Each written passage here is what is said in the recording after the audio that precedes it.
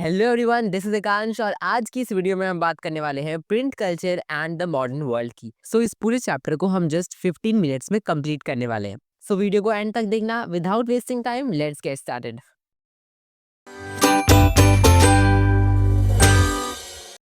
तो हमारा सबसे पहला टॉपिक होने वाला है फर्स्ट प्रिंटेड बुक्स का। हमारी जो अर्लीस्ट प्रिंटिंग टेक्नोलॉजी थी वो चाइना, जापान और कोरिया से स्टार्ट होती है। चाइना, जापान और कोरिया ने सबसे पहले हैंड प्रिंटिंग का सिस्टम डेवलप किया। सबसे पहले बात करते हैं प्रिंट इन चाइना के बारे में। चाइना में एडी 594 के आसपास बुक्स रबिंग पेपर की मदद से प्रिंट की जाती थी। यहाँ तक कि दोनों साइड्स पर प्रिंटिंग होने के बाद उन्हें फोल्ड करके स्टिच करते थे। चाइना काफी लंबे समय तक प्रिंटेड मटेरियल्स का सबसे बड़ा प्रोड्यूसर था।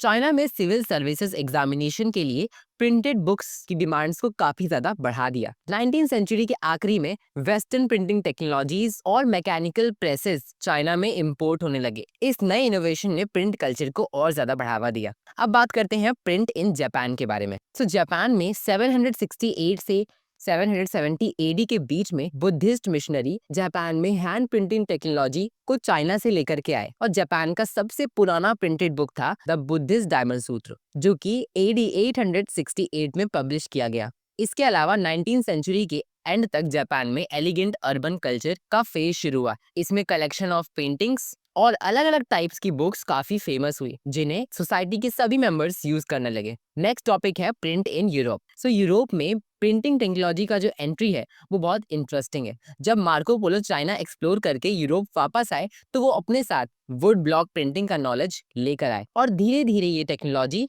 पूरे यूरोप में फैल गई। इसके अलावा 1430s में जोहान गुटेनबर्ग ने दुनिया का पहला नॉन प्रिंटिंग प्रेस डेवलप किया। ये इन्वेंशन एक गेम चेंजर था। बुक्स अब फास्टर और चीपर प्रोड्यूस होने लगी। गुटेनबर्ग के नए सिस्टम के जरिए प्रिंट होने वाली पहली बुक थी बाइबल। नेक्स्ट टॉपिक है द न्यू रीडिंग पब्लिक। देखो, प्रिंटिंग रेवोल्यूशन के बाद बुक्स की कॉस्ट काफी रिड्यूस हो गई, क्योंकि अब बुक्स की प्रिंटिंग मशीन से होने लगी थी। पहले जो बुक्स केवल एलाइट के लिए एक्सेसिबल होती थी, वो अब कॉमन लोग खरीद सकते थे और ये एक कॉमन रीडिंग एक्टिविटी बन गई। इस प्रिंट रिवॉल्यूशन से पहले बुक काफी महंगी होती थी और कॉमन लोग केवल सुनकर ही इनका ज्ञान ले पाते थे, जिसे हम ओरल कल्चर कहते हैं। लेकिन प्रिंटिंग प्रेस आने के बाद प्रिंटर्स ने काफी बैलेड्स और फॉल्क टेल्स को पब्लिश करना शुरू किया। ये बुक्स पिक्चर के साथ आती थी उन लोगों के लिए जो पढ़ना नहीं जानते थे। इसके अलावा इस टाइम पर एल्मेनिक, पेनी चैप बुक्स, बिब्लियोथेक ब्लू जैसी बुक्स भी पब्लिश हो रही थी। एल्मेनिक एक तरीके का रिचुअल कैलेंडर था जिसमें साल भर की सारी इंपॉर्टेंट डेट्स को लिखा गया था। इसे हिंदी में पंचांग भी कहते हैं। पेनी चैप बुक्स और बिब्लियोथेक ब्लू काफी सस्ती और चीप बुक्स थी, जिसे पुअर लोग भी इजीली अफोर्ड कर सकते थे। बिब्लियोथेक ब्लू फ्रांस और पेनी चैप बुक्स इंग्लैंड में काफी फेमस थी। ये पॉकेट साइज की छोटी बुक्स हुआ करती थी, जिसे लोग अपने साथ कैरी कर सकते थे। नेक्स्ट टॉपिक है religious debates and the fear of print. अब प्रिंटिंग प्रेस आने के बाद एक नई दुनिया बनी, डिबेट और डिस्कशन की दुनिया। अब प्रिंटेड बुक्स के थ्रू जो नॉलेज, जो आइडियाज स्प्रेड हो रहे थे, वो कुछ लोगों को पसंद आ रहे थे, कुछ लोगों को पसंद नहीं आ रहे थे। काफी लोगों को ये डर था कि ये बुक्स रेबेलियस और इररिलीजियस थॉट्स को स्प्रेड करेंगी और उनके कल्चर को भी खत्म कर सकती है। इसी के साथ 1517 में रिलीजियस रिफॉर्मर मार्टिन लूथर ने अपनी एक बुक पब्लिश करी जिसका नाम था 95 थीसिस, जिसमें उन्होंने रोमन कैथोलिक चर्च के काफी प्रैक्टिसेस और रिचुअल्स को क्रिटिसाइज किया, यानी कि उन्हें गलत ठहराया। इस बुक की बहुत सारी कॉपीज पूरे यूरोप में सर्कुलेट हुई, जिससे एक बहुत बड़ा डिवाइड स्टार्ट हुआ, जिसे हम प्रोटेस्ट रिफॉर्मेशन कहते हैं। अब समझते हैं कि प्रोटेस्टेंट रिफॉर्मेशन का क्या मतलब है। इसका मेन पर्पस था कैथोलिक चर्च की जो गलत प्रैक्टिसेस हैं, गलत रीति रिवाज हैं, रिचुअल्स हैं, उनको रोकना और रिलीजन को सुधार करना। उस समय जो चर्च थे वो बहुत पावरफुल थे। वो लोगों से कहते थे कि आपको अपने पाप माफ करवाने के लिए पैसे देने होंगे, जो कि गलत था। मार्टिन लूथर ने अपनी किताब 95 थीसिस में ऐसे ही काफी सारे प्रैक्टिसेस को गलत ठहराया।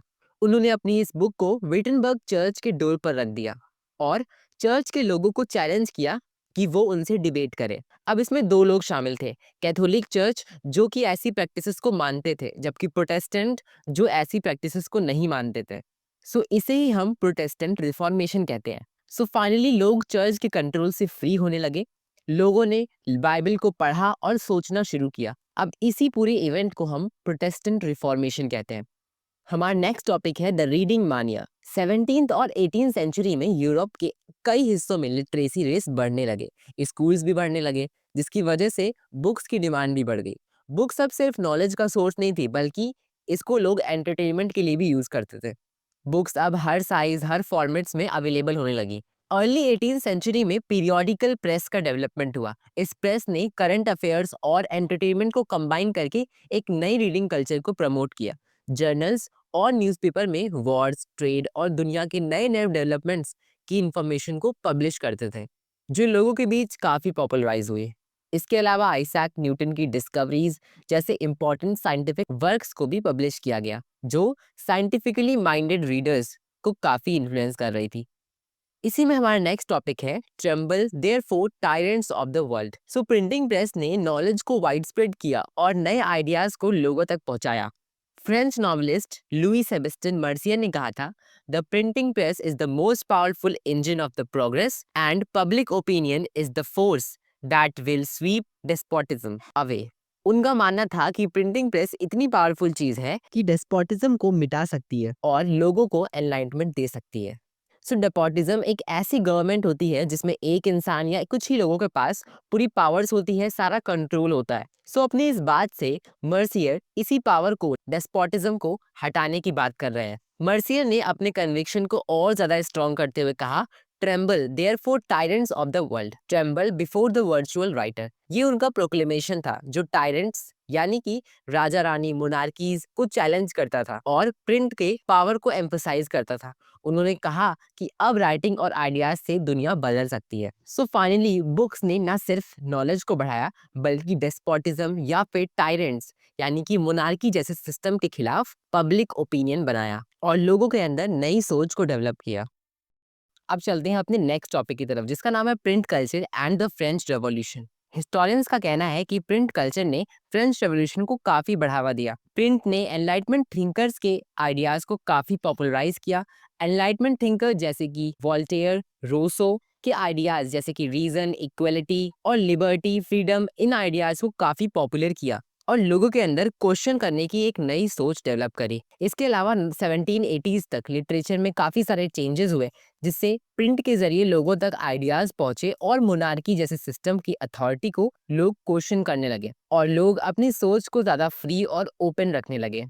नेक्स्ट टॉपिक है the 19th century expanding literacy. 19th century में यूरोप में मास लिटरेसी यानी कि जो पढ़ने की हैबिट थी वो काफी ज्यादा बढ़ी और इसमें नए रीडर्स यानी कि चिल्ड्रन, विमेन और वर्कर्स भी शामिल हुए। ये एक नया मेजर शिफ्ट था। इसके अलावा 19th सेंचुरी से प्राइमरी एजुकेशन को कंपलसरी कर दिया गया और 1857 में एक चिल्ड्रन प्रेस भी स्टैब्लिश की गई, जो सिर्फ बच्चों के लिए लिटरेचर पब्लिश करती थी। इसके अलावा 19th सेंचुरी में इंग्लैंड में लैंडिंग लाइब्रेरीज काफी पॉपुलर हुई और 18th सेंचुरी के एंड तक प्रिंटिंग प्रेस मेटल से बन गई थी और 19th सेंचुरी में प्रिंटिंग टेक्नोलॉजी में काफी सारे नए इनोवेशंस हुए। इसी टाइम पर रिचार्ड एम ने एक पावर ड्राइवन सिलेंड्रिकल प्रेस को डेवलप किया, जो न्यूज़पेपर डिजाइन करने के लिए काम करता था। इसके बाद एक और ऑफसेट टेक्नोलॉजी आती है, जो एक टाइम पर 6 कलर्स को प्रिंट कर सकती थी। अभी तक प्रिंटिंग टेक्निक्स में काफी सारे इंप्रूवमेंट्स हो चुके हैं, जैसे कि पेपर को फीड करने का तरीका काफी इंप्रूव किया गया, प्लेट्स की क्वालिटी को इंप्रूव किया गया जो कि प्रिंटिंग में यूज होती थी। इसी के साथ ऑटोमेटिक पेपर रील और फोटो इलेक्ट्रिक कंट्रोल के जरिए कलर रजिस्टर को भी इंप्रूव किया गया। हमारा नेक्स्ट टॉपिक होने वाला है India and the world of print, manuscripts before the age of print. India के जो हैंड रिटन मैन्यूस्क्रिप्ट्स होते थे वो संस्कृत, अरेबिक और पर्शियन लैंग्वेज में लिखे जाते थे। ये मैन्यूस्क्रिप्ट्स पाम लीव्स या हैंडमेड पेपर पर लिखे जाते थे। इन्हें बनाना एक टेडियस और टाइम कंज्यूमिंग काम था, मतलब काफी मेहनत वाला काम था, जो बहुत ही एक्सपेंसिव भी होता था। और मैन्यूस्क्रिप्ट्स का जो प्रोडक्शन था, यानी कि हैंड राइटिंग का जो प्रोडक्शन था, वो टेक्नोलॉजी के बाद भी चलता रहा। नेक्स्ट टॉपिक है print comes to India. 16th century के मिडल में पोर्तुगीज मिशनरीज अपने साथ प्रिंटिंग प्रेस गोवा में लेकर के आई। ये प्रेस इंडिया में प्रिंट कल्चर का पहला स्टेप था, जिसकी हेल्प से कैथोलिक प्रीस्ट यानी कि पुजारियों ने 1579 में पहली तमिल बुक को प्रिंट किया और 1713 में पहली मलयालम बुक को प्रिंट किया। इंग्लिश प्रेस इंडिया में थोड़ा लेट से ग्रो हुआ। इंग्लिश ईस्ट इंडिया कंपनी ने 17th सेंचुरी के एंड में प्रेस इंपोर्ट करना शुरू किए थे, लेकिन प्रेस का रियल इम्पैक्ट इंडिया में बाद में ही दिखाई पड़ा। इसी के साथ इस टाइम पर जेम्स ऑगस्टस हिकी ने बंगाल गेजेट नाम के मैगजीन को एडिट किया, जो कि इंडिया का पहला वीकली मैगजीन था और इसे लोगों ने काफी पसंद किया। और इसके बाद होती है न्यूज़पेपर्स की ग्रोथ और जर्नल्स की ग्रोथ। 18th सेंचुरी के एंड तक न्यूज़पेपर और जर्नल्स इंडिया में प्रिंट हो रहे थे, जो नए इंडियाज और न्यूज को लोगों तक पहुंचाने का काम कर रहे थे। इससे लोगों के बीच में काफी अवेयरनेस भी बढ़ रही थी। अगला टॉपिक होने वाला है religious reform and public debates. So अब इस प्रिंटिंग की वजह से रिलीजियस डिबेट्स और रिफॉर्म्स कैसे डेवलप होना स्टार्ट हुए। सो 19th सेंचुरी की शुरुआत में रिलीजियस इश्यूज काफी ज्यादा बढ़ गए थे। लोग अपने जो रिलीजियस से प्रैक्टिस को क्रिटिसाइज कर रहे थे और उसको बदलने की यानी कि रिफॉर्म करने की मांग कर रहे थे, जबकि कुछ लोगों की मेंटालिटी इससे अपोजिट भी थी। इसी टाइम पर 1821 में राम मोहन रॉय ने अपना न्यूज़पेपर संबद कौमुदी को पब्लिश किया। 1820 में दो पर्शियन न्यूज़पेपर जामे जहांनुमा और शमसूल अकबर नाम के पेपर्स को भी पब्लिश किया गया, जो कि उर्दू लैंग्वेज में थे। उसी साल गुजराती न्यूज़पेपर बॉम्बे समाचार भी स्टैब्लिश किया गया। इन पब्लिकेशंस ने रिलीजियस और सोशल इश्यूज पर काफी डिस्कशन किया और उन्हें काफी एम्पलीफाई यानी कि काफी बढ़ाया। इसी के साथ 1810 में रामचरितमानस का पहला एडिशन प्रिंट किया गया इन कैलकाटा। सो प्रिंट ने हिंदूज को रिलीजियस टेक्स्ट पढ़ने के लिए काफी एनकरेज किया, खासकर वर्नाकुलर लैंग्वेजेस में। वर्नाकुलर का मतलब है एक लोकल लैंग्वेज जो वहाँ के लोग बोलना पसंद करते हैं।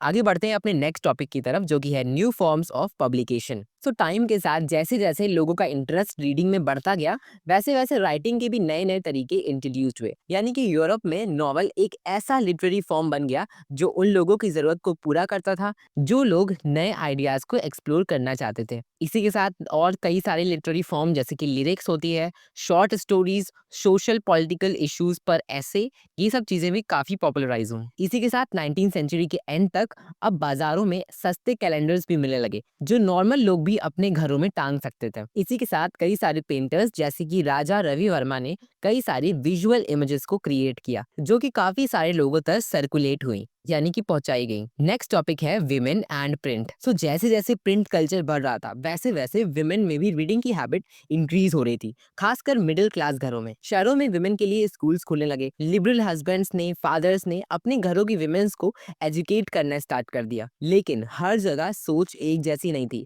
कंजर्वेटिव्स हिंदूज का मानना था कि अगर लड़की पढ़ेगी तो वो विडोड हो जाएगी, यानी कि उसका हस्बैंड मर जाएगा। और मुस्लिम्स को ये डर था कि अगर विमेन को एजुकेशन दी गई तो उर्दू रोमांसेस पढ़ के करप्ट हो जाएगी, यानी कि हैबिट खराब हो जाएगी। ये डिबेट्स काफी इंटेंस हो गई। अब उस समय की जो नॉवेल्स थी, उन्होंने वुमेन्स के इमोशंस को समझा और उन्हें प्रमोट किया। 20th सेंचुरी की शुरुआत में विमेन के द्वारा लिखे गए एडिटेड जनरल्स काफी पॉपुलराइज हुए। ये जनरल वुमेन ने अपने आप को एक्सप्रेस करने के लिए लिखे थे, जिनमें विमेन की डेली लाइफ, उनके इमोशंस के बारे में लिखा गया था। ऐसी ही कुछ बुक्स का एग्जाम्पल है अमर जीबान, जो कि 1876 में रसुंदरी देवी ने लिखी थी, जो कि फर्स्ट बंगाली ऑटोबायोग्राफी थी। इसके अलावा कुछ और फीमेल राइटर्स थी जिन्होंने वुमेन्स प्रॉब्लम्स के बारे में बुक्स को पब्लिश किया। फॉर एग्जाम्पल कैलाश बाशिनी देवी, ताराबाई शिंदे और पंडिता रमाबाई। और इस टाइम तक सेंट्रल कैलकाटा बताला बुक्स का एक बहुत बड़ा हब बन चुका था।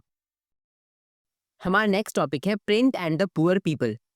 सो 19th सेंचुरी के टाइम पर किताबें सस्ती हो चुकी थी और अब बाजार में आसानी से मिल रही थी। गरीब लोग जो पहले किताबों को अफोर्ड नहीं कर पा रहे थे, अब वो इजीली इसे परचेज कर सकते थे। जल्दी ही शहरों में कई सारी लाइब्रेरीज बनने लगी। ये पब्लिक लाइब्रेरीज गरीब और मजदूर वर्ग के लोगों के लिए बनाई गई थी। इसी टाइम पर कास्ट और क्लास के अन्याय को भी कई सारी बुक्स में पब्लिश किया गया। इसका एक सबसे अच्छा एग्जाम्पल है 1938 की काशी बाबा की पुस्तक, जिसका नाम था छोटे और बड़े का सवाल, जिसमें सोसाइटी के अपर कास्ट और लोअर कास्ट की प्रॉब्लम्स के बारे में बताया गया था। जिसके बाद 1930 के दौरान बैंगलोर के कॉटन मिल वर्कर्स ने लाइब्रेरीज बनाई ताकि वो अपने आप को शिक्षित कर सके। अब हमारा नेक्स्ट टॉपिक होने वाला है print and censorship. So east India company के टाइम पर सेंसरशिप की कोई बड़ी प्रॉब्लम नहीं थी। कैलकाटा सुप्रीम कोर्ट ने कुछ एलिगेशंस पास किए थे ताकि प्रेस फ्रीडम को कंट्रोल किया जा सके, लेकिन 1835 में गवर्नर जनरल बेंटिक ने प्रेस लॉज को रिवाइज करने का फैसला किया और थॉमस मैकुले ने नए रूल्स को बनाया जो प्रेस की पुरानी फ्रीडम को वापस लाते थे। लेकिन 1857 में काफी सारी रिवॉल्यूशंस हो रही थी इंडिया में फ्रीडम के लिए। अब इसकी वजह से प्रेस की जो फ्रीडम थी उसमें काफी चेंजेस आए। ब्रिटिश गवर्नमेंट ने अपने कंट्रोल को मजबूत करने के लिए प्रेस पर नजर रखना शुरू कर दिया। 1878 में वर्नाकुलर प्रेस एक्ट पास किया गया। इस एक्ट के बाद गवर्नमेंट को वर्नाकुलर प्रेस की रिपोर्ट्स और एडिटोरियल्स न्यूज़पेपर को सेंसर करने का पावर मिल गया, यानी कि अब उस पर वो नजर रख सकती थी। गवर्नमेंट ने अब वर्नाकुलर न्यूज़पेपर को क्लोजली ट्रैक करना स्टार्ट कर दिया। अब इस सेंसरशिप के बावजूद भी नेशनलिस्ट न्यूज़पेपर इंडिया में बढ़ने लगे। ये न्यूज़पेपर सिर्फ इंफॉर्मेशन नहीं देते थे बल्कि एक नई सोच को डेवलप करते थे, फ्रीडम की सोच को। 1907 में पंजाब के रेवोल्यूशनरीज को डिपोर्ट किया गया और बाल गंगाधर तिलक ने अपने न्यूज़पेपर केसरी में इन रिवॉल्यूशनरीज के बारे में काफी सिंपैथी दिखाई, जिसकी वजह से उन्हें 1908 में जेल जाना पड़ा। सो बेसिकली ये सेंसरशिप प्रिंटिंग्स पर नजर रखने के लिए बनाई गई थी ताकि कोई भी ऐसी चीज ना प्रिंट हो सके जो ब्रिटिशर्स के खिलाफ हो। सो ये था complete chapter. I hope you like the video को शेयर करना, सब्सक्राइब करना। मिलते हैं नेक्स्ट वीडियो में।